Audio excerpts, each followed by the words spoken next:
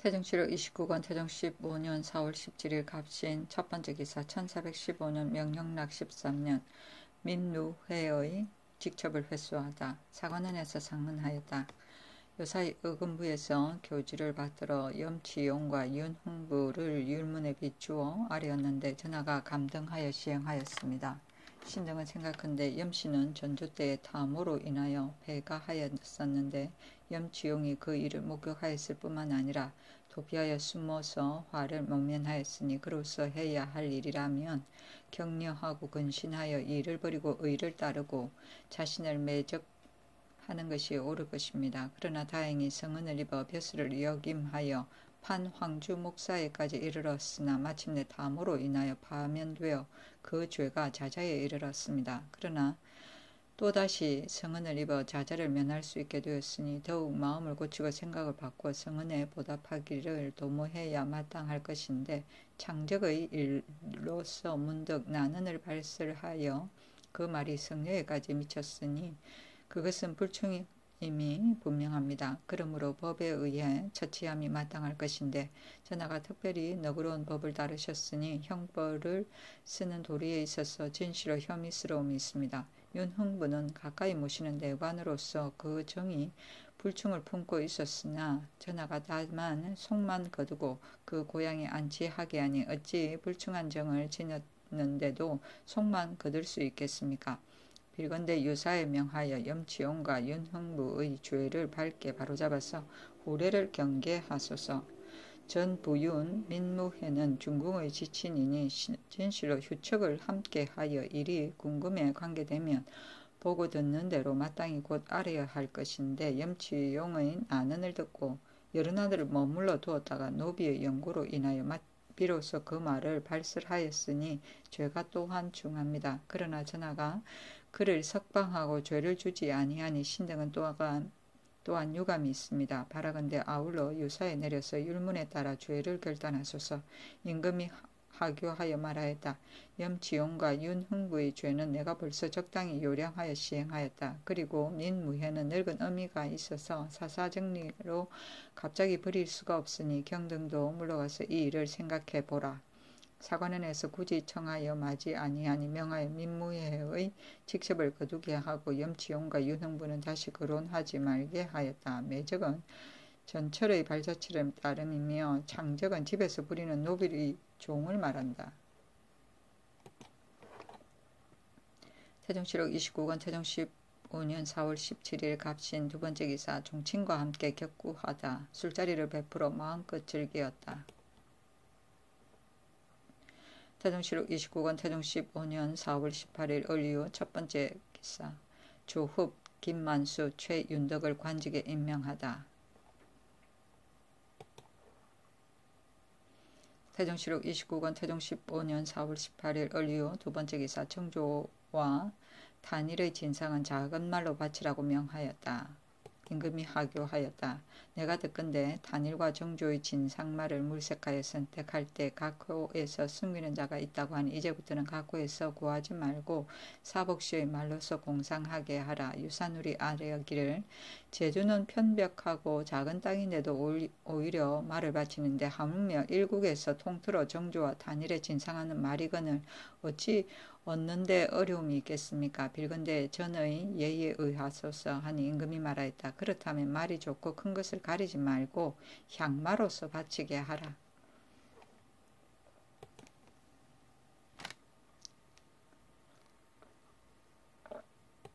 태정실록 29권 태종 15년 4월 19일 병술 첫 번째 기사 전서령 김척이 상서하다.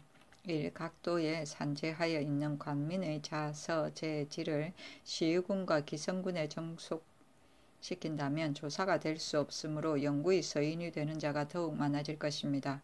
원하건대 이제부터 만약 그 역에 종사하고자 하는 자라면 외방 역처를 불문하고 자원하는 대로 들어주고 만약 분역을 피하여 그 역에 종사하지를 않으려 하는 자가 있다면 율문에 의하여 논죄하여 영구히 뱃슬살이에 종사하지 못하게 하소서. 1. 신하가 군상에 대하여 간하기를 두세 번씩 거듭하여 윤허를 받은 뒤에야 그만두고 외방 수령이 불의한 일이 있다 하더라도 고을 사람들은 바라보기만 하며 한숨만 쉬고 감히 말 한마디도 못하니 그 인습의 패단이 마침내 수령으로 하여금 횡령을 마지 않게 하여 백성들을 불의도 때가 없이 하고 형벌을 행하되 격규에 맞지 않게 하는 자가 왕왕 있습니다. 원하건대 이제부터는 관찰사가 주부군현에 신명색을 임명하여 정하되 그 큰 고을엔 3인 작은 고을엔 2인으로 하여 각각 그 수령의 탐포하고 불법하여 패단이 생민에게 미치는 일들을 그들로 하여금 규찰하여 간하게 하고 만약 두세 번 간하여도 제 잘못을 고치지 아니하면 이 사실을 낱낱이 감사에게 고하여 편출하게 행하되 그 중에 신명색이 사심을 품고 죄를 나직하여 망령되게 고하는 자가 있을 것 같으면 이를 엄히 징계하여 그 향리로 쫓아내게 하는 것이 어떻겠습니까?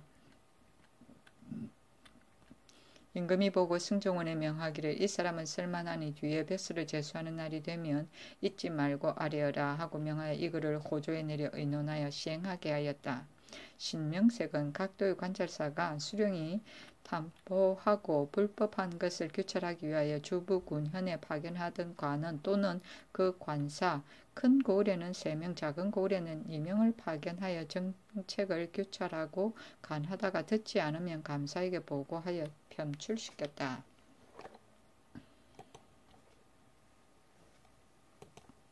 태종실록 28권 태종 15년 4월 19일 병술 두 번째 기사.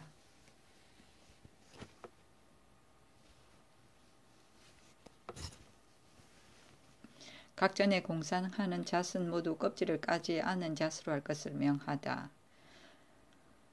모두 비송자를 쓰라고 명하였다. 이 앞서 여러 전에 공상하는 것은 모두 실송자를 썼었는데 문소전과 성비전 이외에는 모두 비송자를 쓰라고 명하였다.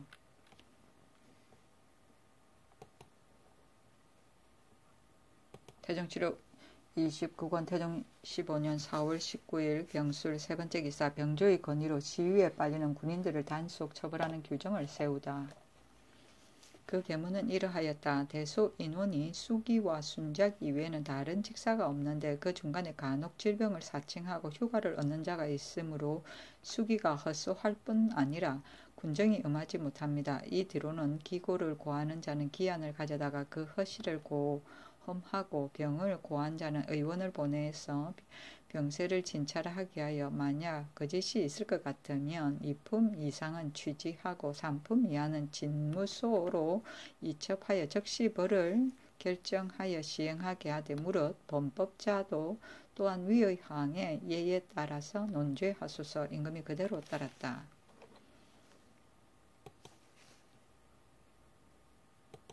태종실록 29권 태종 15년 4월 20일 정의 첫 번째 기사. 강원도 도관찰사 이안우가 금의 채광, 월과장인, 천첩소생의 한품 수직 등에 대해 상서하다. 의정부와 육조에 내려 의논하게 하였다. 1. 금을 캐는 일은 진시로 국가에서 사대하는 데 쓰이기 위한 일입니다. 지금 도내에 회양과 정선에서 금 200여냥이나 캤으니 이것은 땅이 보물을 아끼지 아니하고 시기에 응하여 나오게 한 것이며 우연히 된 것이 아닙니다. 그러나 채방할 때 미편한 점이 있었으므로 감히 고하지 않을 수 없습니다.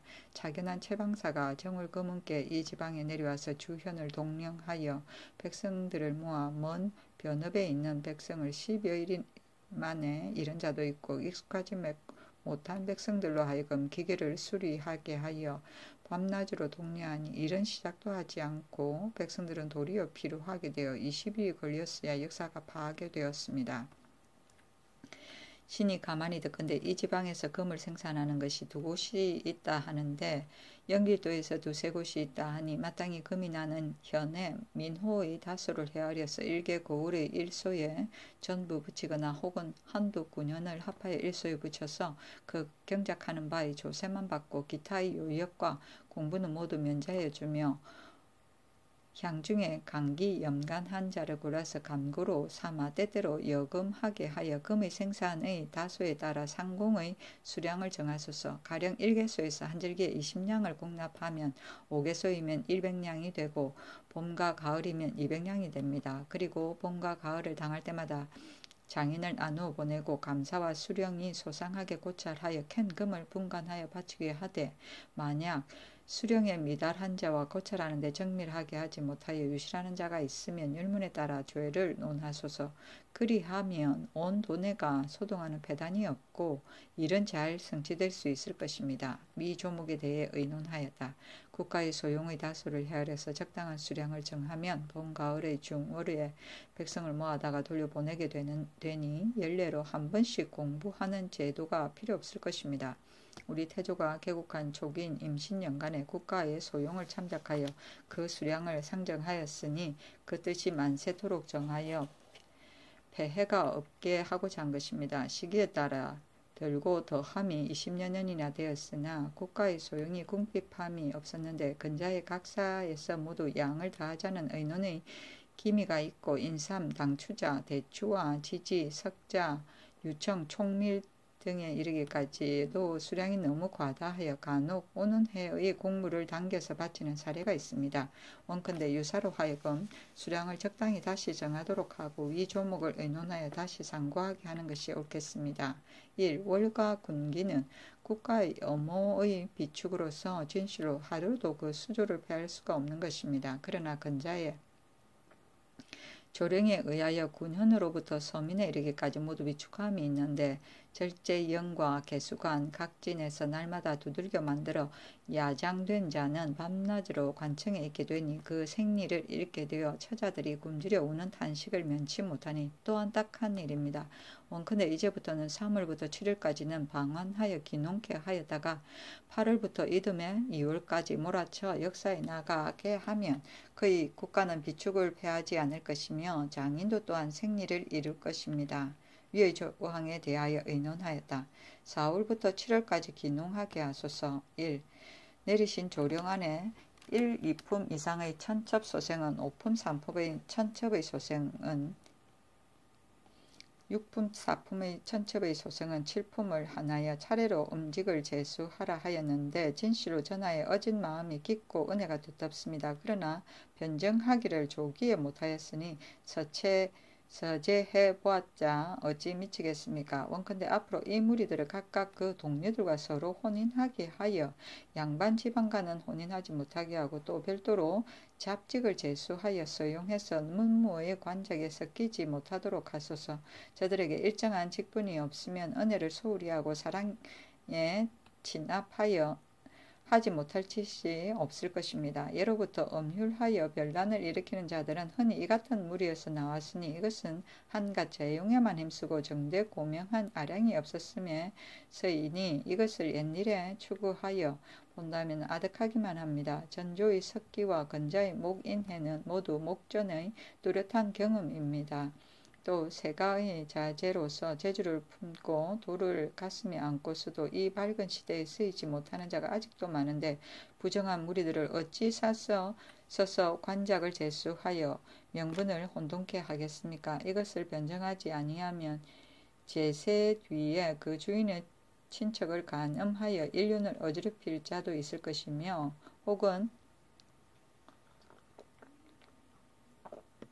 조율에 섞여 그 주인을 음해할 자도 있을 것입니다. 우리 동방을 예로부터 예의의 나라라고 호칭하는 것은 다름이 아니라 존비의 등급과 귀천의 분수가 하늘이 세우고 땅이 설치함과 같아서 질서정연하여 범할 수가 없기 때문입니다. 더욱 우리 성조에서는 개국 초로부터 예의를 닫고 밝혀 후세에 밝게 보이셨으니 만약 일찍이 변정하지 아니하면 밝은 시대의 성전에 결함이 있지 않을까 두렵습니다. 위의 항에 대하여 의논하였다. 마땅히 거행하는 것이 좋겠습니다. 임금이 하교하였다. 월과 장인은 3월부터 7월까지 기농케 하고 천첩소생은 한 품하여 벼슬을 주되 조반에 섞이지 못하게 별도로 잡직을 제수하자는 이를 의논하여 아랜대로 시행하라. 여금은 장려하여 금지함이며 당추자는 호도이고 석자는 돗자리이고 수조는 수리와 제조이고 절제영은 절제사의 군령이고 생리는 생계이며 서제는 사양노루가 사람에게 잡혀 죽을 때 배꼽에 사형이 있기 때문에 죽게 되었다고 하여 자기 배꼽을 물어뜯으면서 후회한다는 뜻이다.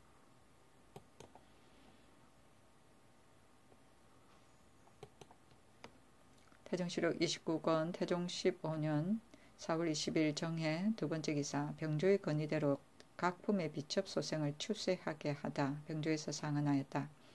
각품의 비첩소생을 경중은 한승부, 외방은 감사수령으로 하여금 추세하게 하되 경중은 7월을 하나고 외방은 10월을 하나여 본주인이 족친과 그 한 동리 사람으로 하여금 진고하게 하고 만약 스스로 현신하지 않는 자가 숨겨두고 알리지 않는 자 그리고 경외의 관리로서 추세하는데 마음을 쓰지 않는 자는 율문에 의하여 논지하소서.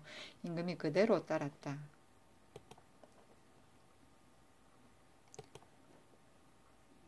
태종시록 29권 태종 15년 4월 21일 무자 첫 번째 기사 감로가 내린 데 대한 백관의 하례를 사양하다.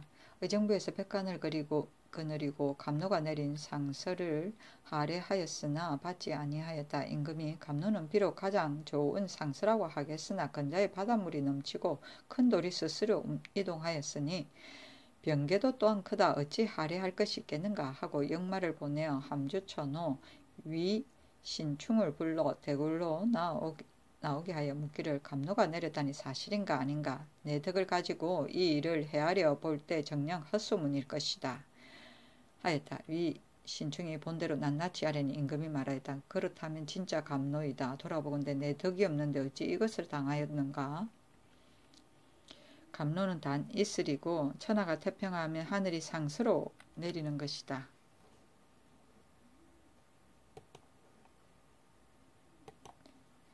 태종시록 29권 태종 15년 4월 21일 무자 두 번째 기사 순패를 직접 관리하지 않은 변처후 이수 김종서를 파면하다.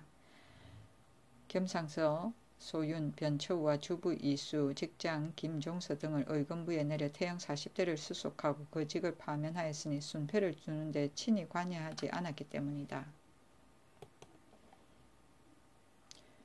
태종시록 29권 태종 15년 4월 20일 기축 첫 번째 기사 천추사로 공안부 윤 오진을 명나라에 보내다. 예부에 자문을 보내었다. 의학은 사람을 살리는 것이라 진실로 중대한 일입니다. 우리나라는 외따로 해외에 떨어져 있는 데다가 침구의 방수도 좋고 또 훌륭한 의원도 없는 까닭에 무릎 병을 앓게 되면 경락도를 살펴가며 침도 놓고 뜸도 뜨지만 흔히 효용을 보지 못합니다. 만약 주문에 힘입어 동인을 내려주어서 이를 본받아 시행하게 한다면 대단히 편익하겠습니다. 동인은 온몸에 침혈을 뚫어서 침수를 연습할 때 쓰는 구리로 만든 사람의 형상이다.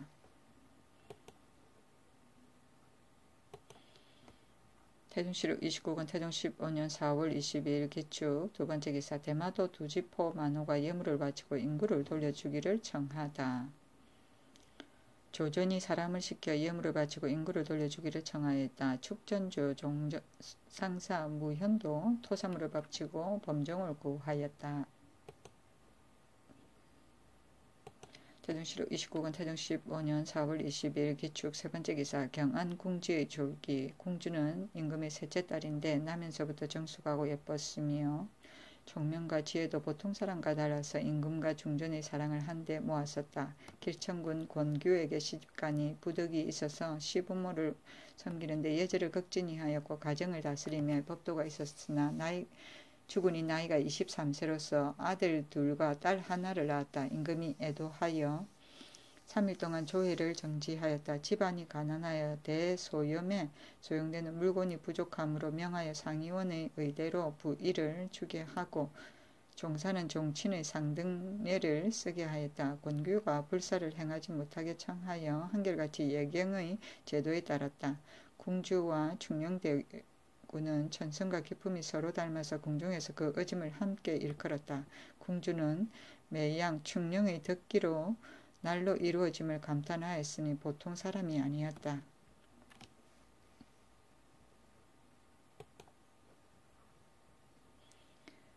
태종시로 29권 태종 15년 4월 24일 신묘 첫번째 기사 경상도 영덕현의 오포바닷물이 검게 흐려 남해의 기양제를 지내다. 태종시로 29권 태종 15년 5월 1일 정류 첫번째 기사 일식이 일어나다 임금이 소복 차림으로 인정전의 월대에 나아가 일관으로 하여금 북을 쳐서 이를 구하게 하였다.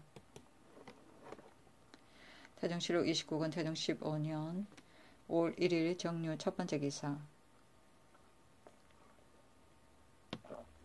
판상주 목사 이은으로 하여금 북은 고을의 제방을 조사하게 하다.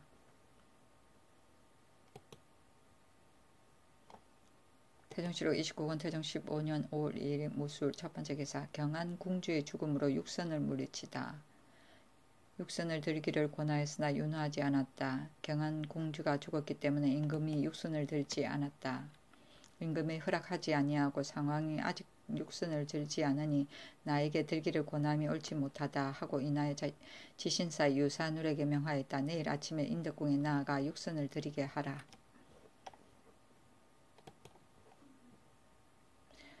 태종시로 29권 태종 15년 5월 3일 기해 첫번째 기사 사복시의 문을 파수하는 군인들로 하여금 그 출입을 엄하게 하다.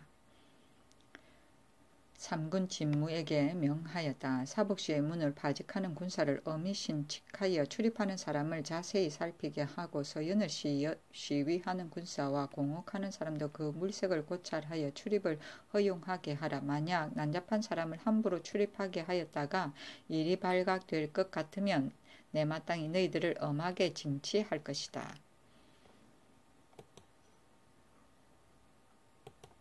태종시로 29권 태종 15년 5월 4일 경자 첫번째 기사 민무회 등의 죄를 청하지 않은 사헌부 관원을 의금부에 내리다. 사헌부 대사원 이은과 지비 이유희 장령 김종덕 정지당 지평 김일념 금류를 의금부에 내렸다. 의금부에 교지를 내렸다. 민무회와 염치용 등이 노비의 일로 인하여 불충한 말을 떠들었기 때문에 의금부에 내려 공문하게 하였더니 조율하여 아래기를 대역으로 논제하도록 청합니다 하였다. 그러나 염치용은 감등하여 시행하였고 민무회는 의친으로 논하지 말게 하였다. 육조와 의금부 승정원 사관원에서도 율문에 의하여 시행하라고 청하였는데 사헌부는 그 직책이 국가의 법을 관장하고서도 이를 듣지 못하여 그 죄를 청하지 아니하였고 또 그들이 아랜 조목 안에는 대소 인원이 함부로 상서하여 어떤 자는 자기의 죄를 모면하기를 엿보고 어떤 자는 자기의 욕심을 이루려고 도모한다고 하였으니 이것은 반드시 누구를 위하여 발설한 것이다. 또 이중무와 장수 등의 노비를 서로 다툰 일에 대해서도 마음을 서슬 정밀하게 살피지 아니하고 다만 방장인 호조좌랑 하지명의 죄만 청하였으니 이것은 한편으로는 치우쳐서 신하로서의 충의가 없기 때문이다. 낱낱이 국문하여 아뢰도록 하라. 대언을 두 의정의 집에 보내어 사헌부 관원을 의금부에 내린 까닭을 일렀다. 하윤과 남재, 이직, 유정현 등이 대궐에 나와 아뢰었다. 의금부에서 성상의 교지를 의금부에 고하지 않았기 때문에 이은 등을 옥에 가둔 까닭을 알지 못하였으나 어제 전하신 교유를 받아 성상의 뜻을 알게 되었습니다. 사헌부 관원들이 그 직책에 충당치 못함은 진실로 예감과 같습니다. 임금이 말하였다. 본래는 인견하고 면대하여 일러주고자 하였으나 재계로 인하여 그러지 못하였다. 염치용과 무의 일은 4월 초 6일에 발단하였고 내가 초 9일에 육조에 추역하기를 명하여 거짓말이 현저하게 드러났으므로 의금부에 내려 그들을 국문하여 염치용과 민무의 불충한 정상을 소연하게 알 수 있었다. 그러나 내가 특별히 말감에 조차 육조와 사관원 대언 등이 제3 죄주기를 청하였으나 사헌부는 풍기를 맡은 관청으로 생각하면 이것을 편안히 여겨 염려하지 않았어야 되겠는데 내 짐실로 그들의 간사한 마음가짐을 더럽게 여겼으나 꼭 참고 오늘에 이르렀는데 끝까지 참을 수 없어서 지금 옥에 내려 다스리는 것뿐이다. 우리나라는 본래부터 군신의 예절이 있는 나라라고 일컬어 오는 터인데 헌사에서 감히 이럴 수가 있는가? 정승들은 지위가 높고 직품도 높으니 진시로 세미한 임무에 친히 응할 수 없다고 하겠으나 어찌 감히 장기를 바로잡는 권병을 가지고서도 이같이 도리어 심하게 하는가. 우리나라의 기강이 또한 가소로울 뿐이다. 하윤등이 서로 보면서 놀라 머리만 수그리고 잠잠히 있었다. 이직은 항공의 함이 더욱 심하였다. 이윽고 하윤이 아뢰기를 앞서 육선을 다시 드시기를 청하였으나 윤허를 받지 못하였습니다. 이제 여름철을 당하였으니 속히 육선을 도로 드시는 것이 옳겠습니다. 하니 임금이 내 본래부터 병이 없고 또 명일에 별에 제사 지내려고 하였으니 이것이 마땅히 지나면 마땅히 복선하겠다. 의치는 파리의 하나인데 곧 임금의 단문 이상친, 대왕대비의 심하 이상친, 왕비의 소공 이상친, 세자빈의 대공 이상친의 범죄자를 처벌할 때 형의 감면을 의정하던 일이다.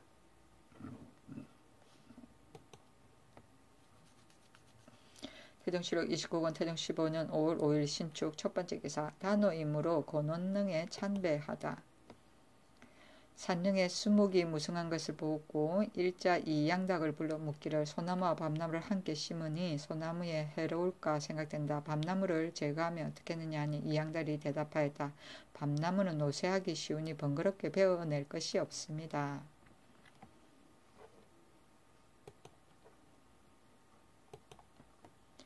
태종실록 29권 태종 15년 5월 5일 신축 두 번째 기사 임금의 안장 밑에 까는 땀가리의 연식을 소나 말가죽으로 하게 하다. 이제부터 안의 땀가리의 연식은 전피를 사용하지 말고 소나 말가죽으로 대신하라고 명하였다.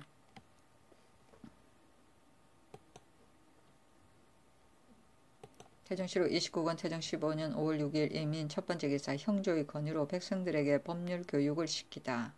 독법령을 내렸다. 형조에서 아뢰기를 서울과 지방의 어리석은 사람들이 율문을 알지 못하여 죄고에 빠지니 불쌍하게 여깁니다. 이제 대명분류율을 간행하였으니 빌건대 경중의 오부와 외방의 각 관에 반행하여 경중은 율학 각 일명씩을 나누어 보내어 매 아일마다 오부의 관리가 각 관령과 이정을 거느리고 혹은 문자로서 혹은 강론으로서 대중을 깨우쳐 주게 하고 외방은 각 고을의 수령이 신명색을 율학생도로 하여금 6아일마다 모이게 하여 각 이방 별감과 이정에게 문자나 강론으로 전해가며 깨우치게 하고 부령과 수령은 무시로 고찰하여 그 중에서 어리석은 백성으로 하여금 율문을 잘 깨우치게 한 자와 한갓 문구로만 삼아 봉행하는 데 마음을 쓰지 않은 자는 경중은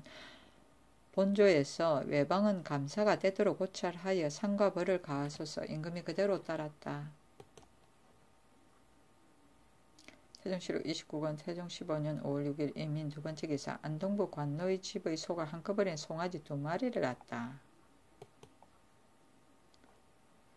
태종실록 29권 태종 15년 5월 7일 계묘 첫 번째 기사 민무회 등의 일로 이은 이유희 등 사헌부 관원을 도형에 처하다. 이은에게 장 80대에 도 2년에 처하고 이유희는 등 사인에게 장 70대에도 1년 반에 금류에겐 속장 60대에 처하였다. 의금부에서 이은 등의 죄를 조율하여 계문한 것 가운데 이은은 사헌부의 장으로서 염치용과 민무에 불충한 죄를 청하지 아니하여 성상의 말씀에 미쳤어야 대소 이는이 마구 상소하여 자기의 죄를 모면하기를 엿보고 혹은 자기의 욕심을 이루기를 꾀한다는 말을 하였습니다. 그리고 동료와 더불어 원의도 하지 않고 제 손으로 초안을 만들었으니 누구를 위하여 낸 것이기에 뚜렷하게 성명도 지적하지 않았습니까? 또 호조판서 박신의 오결한 죄는 청하지 아니하고 유독 방장 등의 죄만 청했으니 죄가 마땅히 장 100대 유 3천리에 해당하며 그 종범인 이유희와 강종덕, 정지당, 김익념은 장 100대 도 3년에 해당합니다. 그리고 금류는 그 죄가 다른 사람과 동일하지만 그때의 병을 알아 집에 있으면서 편지를 동료에게 전하기를 속히 염치용 등의 죄를 청함이 옳다고 한 까닭에 불충한 죄에는 관계되지 아니하나 상사한 것이 거짓되고 사실대로 하지 않은 죄와 관사에 고의로 사람을 출입하게 한 죄의 일문에 따라 장 90대에 도 2년 반에 처하소서.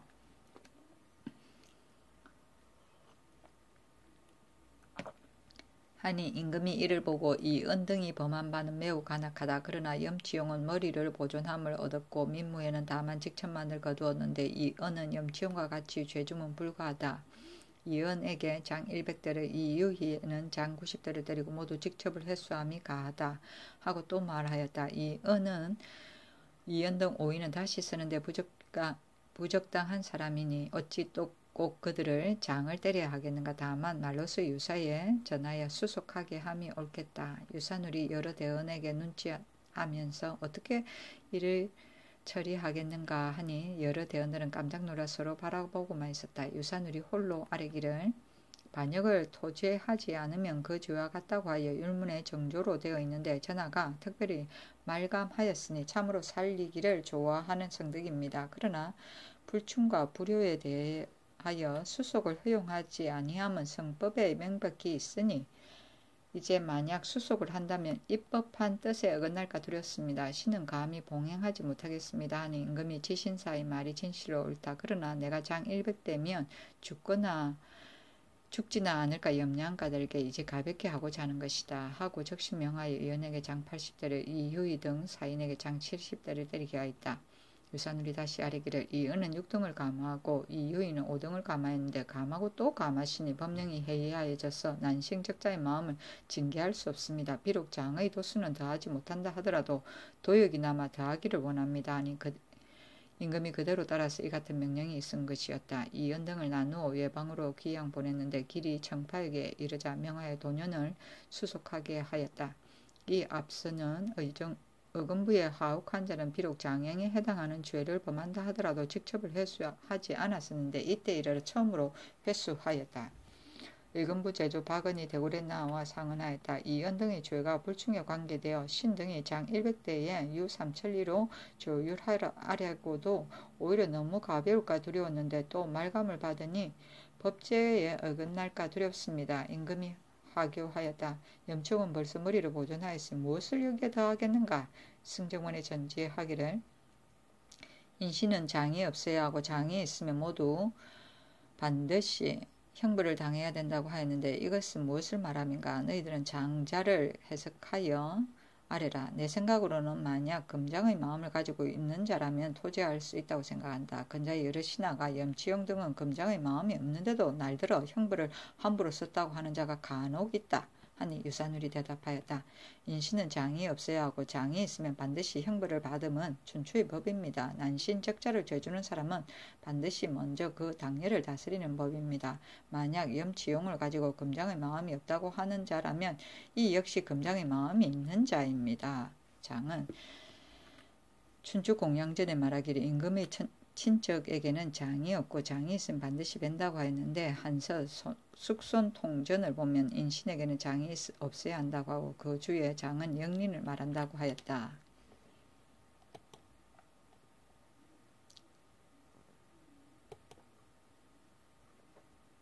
태종실록 29권 태종 15년 5월 7일 개묘 두 번째 기사 사관원에서 민무의 염치용 윤흥부를 법에 의해 처치할 것을 상소하다.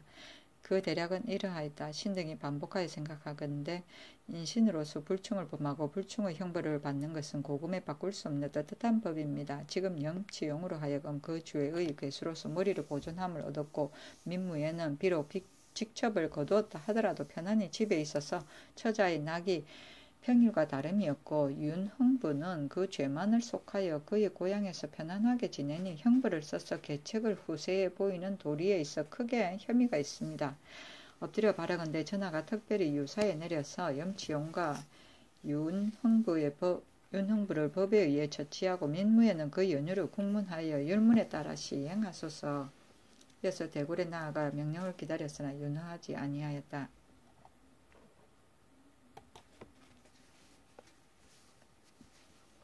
태종실록 29권 태종 15년 5월 8일 갑진 첫 번째 기사 우박이 내리고 번개가 치다 사람과 말이 벼락을 맞다.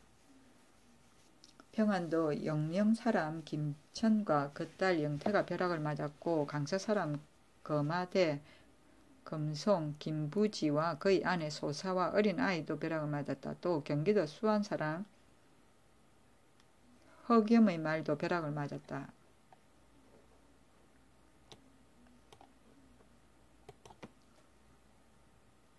태정실록 29권 태정 15년 5월 8일 갑진 두 번째 기사 민누해 염치용의 일로 형조에 명하여 의정부를 행문하게 하다. 의정부 제조 완산부원군 이천유와 금천군 박은이 대궐에 나와 아뢰었다. 전일에 신등이 염치용의 불충한 죄를 모반 대역의 율에 쫓아 아뢰었으나 성상의 자해를 입어 감등하여 시행하였습니다. 이제 우의정 이직의 말을 들으니 염치용은 노비를 얻지 못한 연유로 해서 분한을 이기지 못하여 이 같은 허탄한 말을 발설한 것뿐인데 지금 모욕의 율에 해당시키면 잘못이라고 하였습니다. 신등은 이 말을 듣고서 감히 출사할 수 없습니다. 청건대 신등을 유사에 내려 변명하게 해주소서. 임금이 육조를 불러 그 진위를 주역하게 하고 또 명하여 대언 조말생 영의정 하윤의 집에 한상덕을 좌의정 남제의 집에 탁신을 우의정 이직의 집에 보내어 의금부에서 조율한 것이 맞지 않는다는 뜻을 물어서 오게 하니 대언 등이 복명하였는데 조금 있다가 하윤과 남제 이직 등이 대궐에 나와 하윤이 상언하였다. 염치용의 죄를 감당하는 것에 여러 신하들이 실망하고 있습니다. 특히 염치용이 신을 가리켜 뇌물을 받았다고 한 까닭에 신은 혐의를 피하여 감히 죄를 청하지 못하였을 뿐입니다.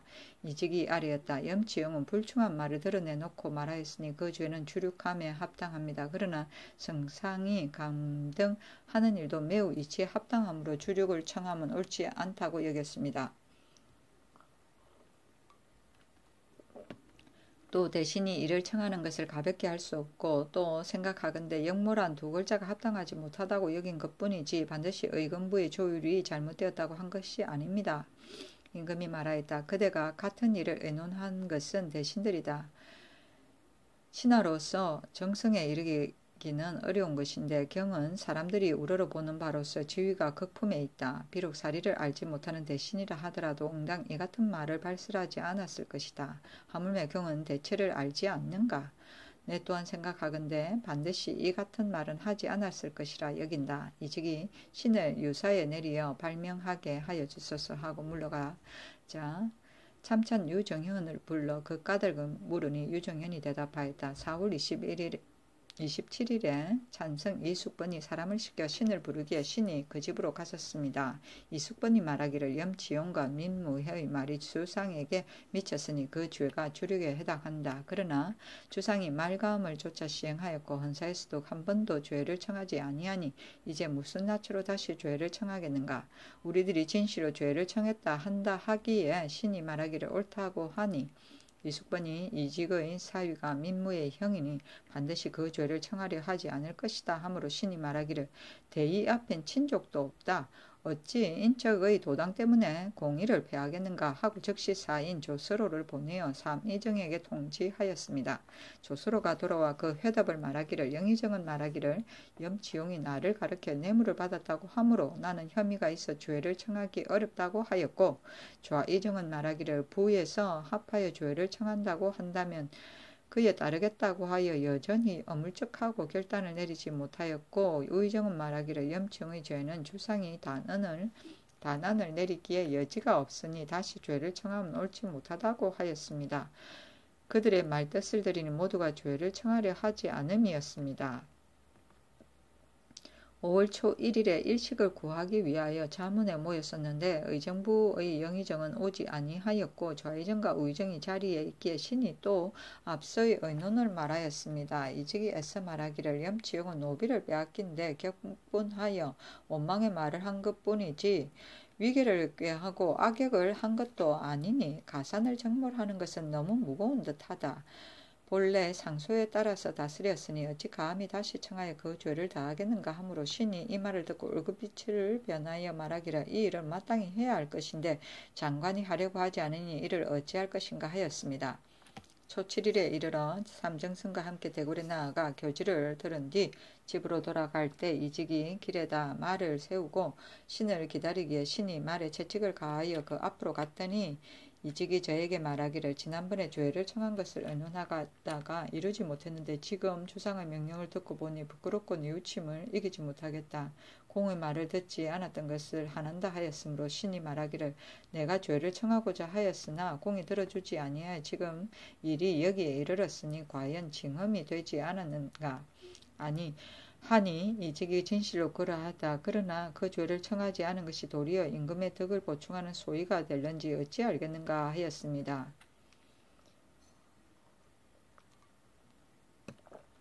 임금이 즉시 육조에 명하여 의정부에 묻기를 의정부에서 조율한 것이 타당치 못하다고 한 까닭에 묻게 하고 형조로 하여금 이 일을 관장하게 하였다.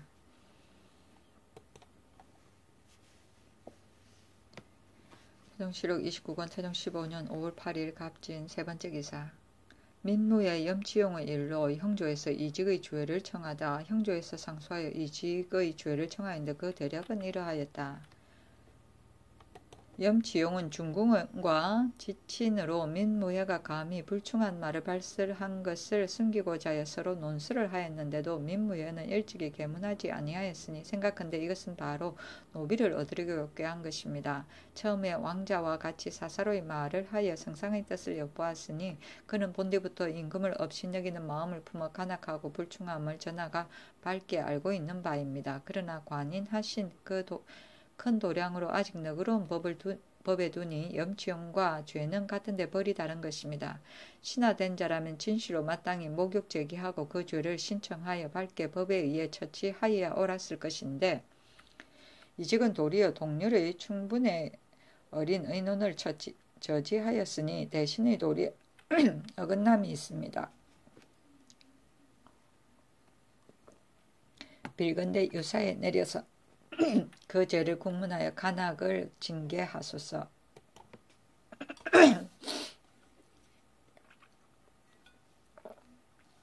태종실록 29권 태종 15년 5월 8일 갑진 네 번째 기사. 근신이 대신의 집에 왕래하는 것을 금하게 하다. 이에 앞서 치신사 유사누리 아래였다.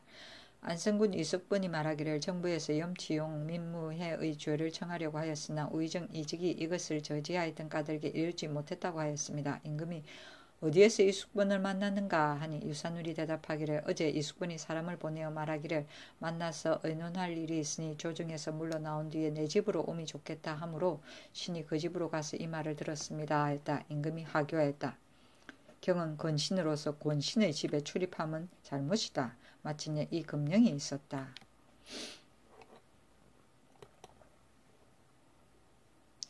태종실록 29권 태종 15년 5월 9일 을사 첫 번째 기사. 병조에 명하여 대관과 대소 인원의 통례를 금하게 하다.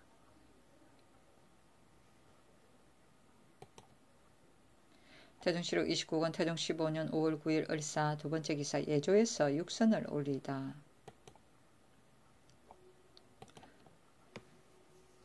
태종실록 29권 태종 15년 5월 9일 을사 세 번째 기사. 우의정 이직을 성주에 안치하다. 좌의정 남제의 직을 파면하게 하였다. 사관원 우사관 대부 이맹균 등이 상소하였다. 염치용 민무의 윤흥부 등은 그 죄가 용서할 수 없으므로 육조와 승정원 의금부에서 모두 죄 주기를 청했는데 오직 의정부만이 휴척을 같이 하여야 할 대신으로 한 번도 죄 주기를 청하지 않았습니다. 그러므로 본원에서 그 까닭을 행문하였더니 남제는 대답하기를 너무 다급하여 자세히 살피지 못해 늦게서야 시행하였다고 하고 이직은 대답하기를 염치용 등의 죄상에 대하여 이숙분이 사인 조서로를 보내어 이르기를 죄를 청함이 좋겠다고 하기에 내가 대답하기를 주상이 감동으로 결제하여 벌써 하교가 있으니 다시 합조하여 의논함이 옳겠다고 하였다. 그 뒤 자문에서 합조하였는데 남제 유정연 등과 함께 그들의 죄상이 모두 간악하다고 의논하였으나 성상이 어진덕으로 포용하여 재단하고 정부의 대신으로 그 죄를 청하려 하거든 반드시 이치에 합당한 말로 아뢰라고 하였으므로 서로 사색해 보는 것이 가하다고 여겼는데 아직까지 결의를 하지 못한 채 파했습니다 하였습니다. 이숙번은 대답하기를 지난 4월 초 4일에 종기가 나서 병상에 누웠는데 염치용과 윤흥부 민무회 등의 죄를 감등하여 시행했다고 함을 처음으로 들었는데 생각하기를 헌사에서 반드시 장차 청할 것으로 여겼다.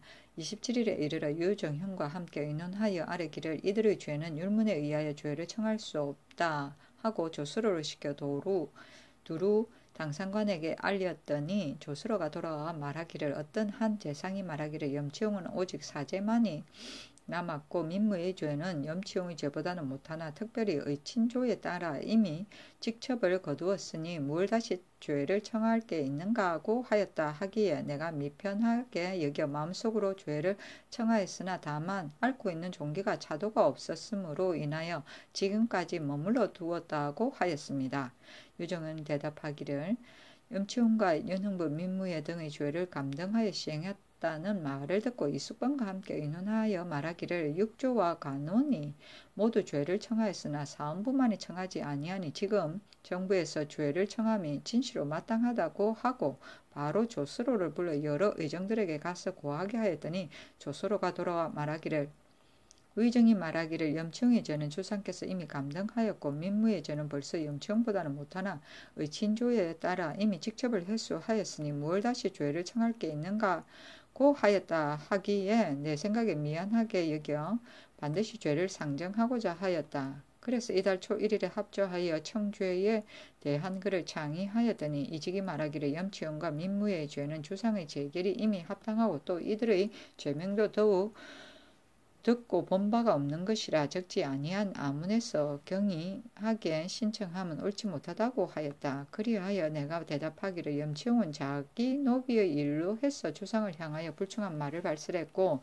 민무에는 중궁의 지친으로 염치용의 불충한 말을 들었으면 마땅히 빨리 알았어야 할 것인데 아니하게 생각도 하지 않고 있다가 여러 날 뒤에 예고하여 우연히 노비의 일로 인해 그 말을 비로소 발설했고 윤흥부는 근시의 내수로서 염치용의 말을 듣고도 즉시 상달하지 아니하였으니 이런 이유로 본다면 이 세 사람의 죄는 모두 불충함에 있다고 하니 이직이 또 말하기를 의견부에서 무슨 조항을 가지고 조율하였는가 하기에 내가 대답하기를 이것은 비록 여러 사람들을 모아 모사한 것은 아니라 하더라도 일이 불충한 연까닭에 조율한 것이 이와 같았다고 하였더니 이직이 또 말하기를 그렇다고 하더라도 모반으로 조율하면 잘못이다. 만약 염치웅이 모반을 했다면 정몰함이 가하지만 사실은 모반이 아닌데 정몰함은 미편하다. 만약 상달한다고 핑계한다면 내 대답하기를 대인들이 뜻이 각각 다르다고 하지 내 어찌 감히 내 마음대로 하겠는가 하였다 하였습니다. 하유는 대답하기를 염치용과 민무회 등이 망령된 말로서 내 몸을 헐뜯어 내가 비염하지 않을 수 없어서 감히 죄를 청하지 못했다 하였으며 다시 이숙번에게 한 재상으로서 죄를 청하려 하지 아니한 자의 성명을 물었더니 이숙번이 이직이라고 대답하였습니다. 다시 이직에게 이숙번과 이유정현에게 대답한 말 속의 사연을 물었더니 이정이 불충한 죄가 경하다 하며 의논을 저지한 것이 아니고 다만 염치용 등은 본래 불충한 죄인이나 모반을 꾀하여 모여서 한 말이 아직 나타나지 아니하였으니 모반이란 글자의 뜻에 매우 가깝지 못하다고 한 것뿐이요. 이것은 위에 말한 바와 같은 일인데도 유사해서 극형의 조항에다 비율하여 계문함에 이르렀으나 성상이 포용하는 도량으로 감등하여 재단하고 정부의 대신으로서 만약 죄를 다시 청하려거든 말이 반드시 이치에 합당하여야 하니 각각 생각을 잘함이 옳겠다 하였으므로 모두들 어렵다고 말하였다. 또 역시 역대의 인신들이 행사를 한 자취가 모두 사책에 실려 있는데 비록 주장이 이미 결정한 일이라 하더라도 조금이라도 미편한 것이 있으면 이를 고집하여 봉수를 올려 논박한 것도 있으며 각각 소견을 가지고 가부를 서로 말한 것도 있고 일찍이 내 스스로 생각하기를 재주와 덕이 오활한 사람으로 성상의 은혜를 특별히 입은 이 몸이 대신이 되었으니 임금을 섬기는 일을 모두 옛사람을 본받겠다고 마음먹었기 때문에 이 일을 논의한 것이지 감히 염치용과 민무회의 죄가 경하다고 하여 나 혼자 청죄의 의논을 저지한 것은 아니다고 하였습니다. 신등이 생각하건대 아직 이직은 휴축을 함께 해야 할 대신입니다. 만약 불충한 사람이 있어 전하가 너그러운 법전을 따른다 하더라도 진실로 마땅히 그 죄를 강력히 청하여 법대로 처치하게 함이 옳았을 것인데 염치영 등의 불충한 죄를 이숙번과 이유종현 등이 청죄하고자 함에 따르지 않았을 뿐만 아니라 도리어 의금부의 조율이 잘못이라 하고 그 가산의 정물이 너무 중하다고 함에 이르렀으며 장차 그들의 죄를 상달하고자 함에 청죄의 의논을 저지하여 마침내 상달하지 못하게 하였고 행문할 때를 당해서 은사를 아름답게 꾸몄으며 그 마음이 음흉하고 불충함이 막심합니다. 빌건대 유사에 내려 공문하여 그 죄를 바로소서. 좌의적 남제는 유정현이 죄를 청하기를 주창하는데도 자신이 수상이면서 그대로 맡겨두고 청하지 아니하였으니 그 정상이 불충에 관계됩니다. 빌건대 아울러 유사에 내려 율에 따라 과단하소서. 영의전 하유는 비록 혐의가 있다 하더라도 대의로서 결단하여 그 죄를 청했어야 마땅한데 자기 한 몸의 혐의를 피하여 그 죄를 청하지 아니하였고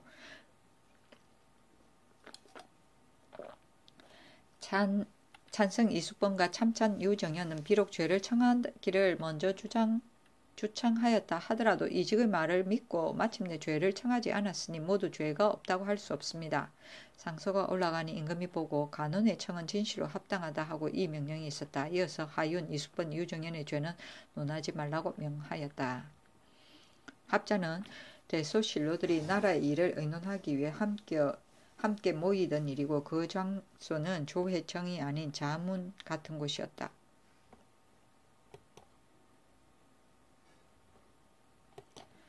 태종실록 29권 태종 15년 5월 10일 병호 첫 번째 기사. 6조 승정원, 사관원 등을 불러 문무의 염치용의 일을 의논하다. 편전에서 정사를 보았다. 6조 승정원 및 공신, 총재, 사관원 등을 불러 말하였다. 염치용이 노비를 빼앗긴 데 원한을 품고 헌을 만들어내어 나더러 뇌물을 받은 대신과 궁녀의 말을 듣고 노비의 소송을 잘못 판결했다고 하는데 내 어찌 그 청탁을 듣고 시비를 전도하여 정치를 문란하게 하겠는가?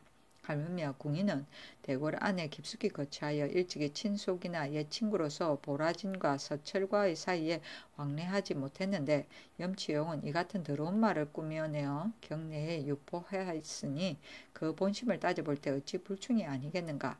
그리고 민무회는 지극히 가까운 친척으로서 도리어 염치용에게 편을 들어 사사로이 서로 의논하여 노비를 다시 얻을 것을 꾀하였으니 어찌 염치용의 죄보다 작다 할 수 있겠는가.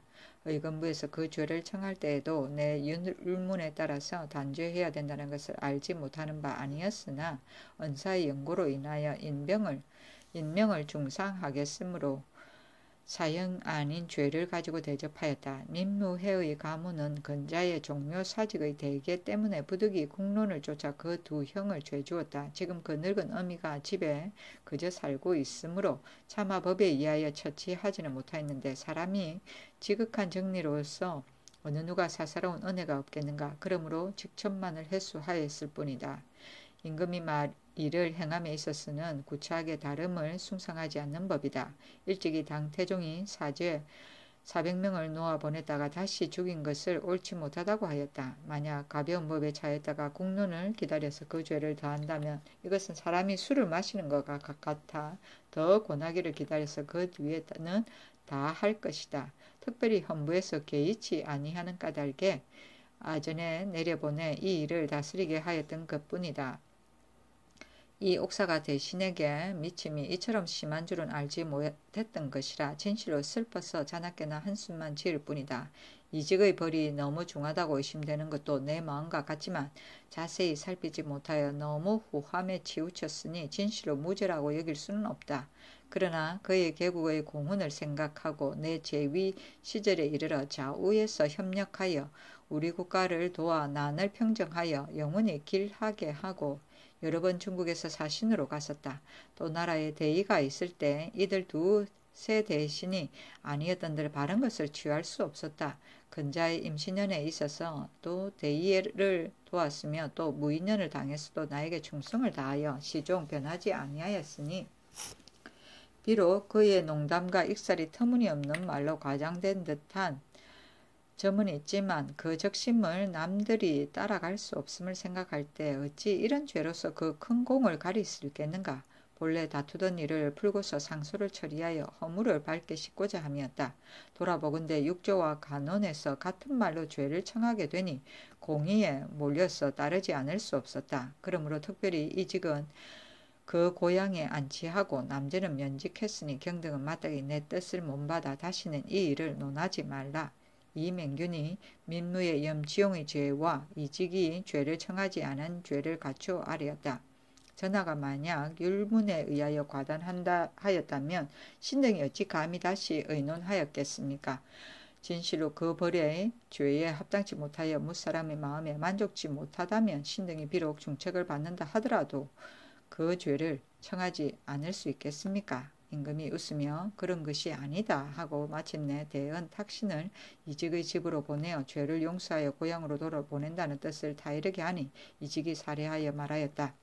신이 정부의 기묘한 자리에서 채워진 뒤로 홍조에 보답하여 군덕을 보태려고 하였으나 이를 생각하는데 자세히 살피지 못하여 만번 죽을 죄를 범하였습니다. 생각하건대 전하가 호생 성덕으로 공훈을 기억하여 죄를 용서하고 시골로 돌아가게 하여 여생을 보존케 하니 신은 감격하고 다행함을 이길 수 없습니다. 마침내 성주로 돌아가기를 청하고 이윽고 탄식하였다. 노신이 죄를 얻었으니 정주하여 글이나 읽을 뿐입니다. 홍조는 큰 조화, 즉 하늘의 은혜이고 군덕은 임금의 덕이고 호생 성덕은 살기를 좋아하는 융성한 덕을 말한다. 태정실록 29권 태정 15년 5월 10일 병호 두 번째 기사. 북교에서 비 오기를 빌다. 임금이 유사히 명하였다. 이제부터 화룡기우는 송조의 경덕 3년에 반행한 법식에 의하여 행하라. 화룡기우는 그림으로 용의 그림을 그려놓고 간략한 의식을 갖추고 제문을 지어 비를 빌던 일인데 기우제를 지난 뒤에 비가 오면 3일 만에 보사제를 지내고 그림을 물속에 던져 넣었다. 태정실록 29권 태정 15년 5월 11일 정미 첫 번째 기사. 사관원에서 염치웅 이직의 죄를 청하다. 상소는 이러하였다. 신등이 가만히 생각하건대 염치용 민무에는 이직 윤흥부의 죄는 왕법에 반드시 주룩해야 하는 것이니 기었고 죄를 청하여 허락을 얻은 뒤에야 그만두겠습니다. 그러므로 감히 천총을 더럽히는 바입니다. 신등이 가만히 생각하건대 전하의 밝으심은 해와 달과 같이 밝다는 것을 온 나라 신민들이 다 함께 아는 바입니다. 염치용이 사사로운 분한을 이기지 못하여 갑자기 근거 없는 난언을 퍼뜨려 전하의 밝음에 누를 끼치려고 하였으나 그것이 전하에게 있어 밝은 덕에 무슨 손상이 있겠습니까? 그러나 신자의 마음에 어찌 내버려 두고 논하지 않을 수 있겠습니까? 또한 남이 나의 부모를 욕한 것과 같은 것이니 그 아들 된 자가 무슨 방법으로 이를 처치할 것이며 남의 자식이 되어 그 스스로 부모를 욕한다면 선비나 스승된 자가 무슨 방법으로 이를 처치할 것입니까? 염치용은 신자로서 전하에 없는 허물을 퍼뜨렸으니 법에 있어서 마땅히 죽여야 합니다. 이것이 바로 신등이 주륙하기를 청해 마지 않는 것입니다. 전하가 어찌하여 한 사람의 소인을 아껴서 만세의 강상을 폐하려 하십니까?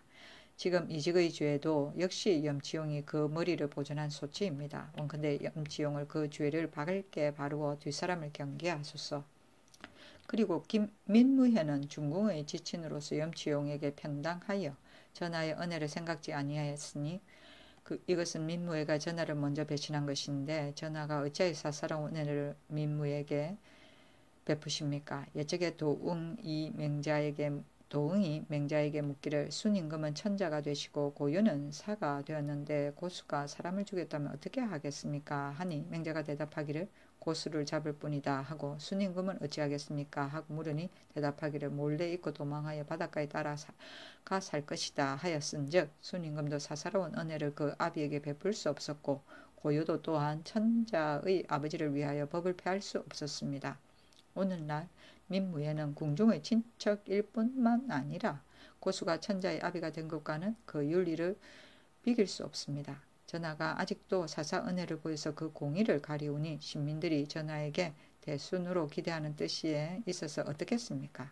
이직은 그 몸이 대신이 되었으니 진실로 휴측을 같이하여 만약 불충한 사람이 있으면 강력히 그 죄를 청하여 난의 싹을 막아야 옳을 것인데 한두 대신이 염치용과 민무회를 주력하자고 청하니 한갓 승낙하지 않았을 뿐만 아니라 또한 따르고 그를 위하여 말하기를 의금부에서 조율한 것이 잘못이라 하였고 전하가 가벼운 법을 조차 정물한 것을 과중하다고 양언하여 상달을 해서 죄 주기를 청하자는 의논을 저지하다가 끝에 가서는 침묵을 지키고 말하지 않다가 행문할 때는 이르러서 옛사람을 끌어다가 봉서로서 가부의 뜻을 논박하여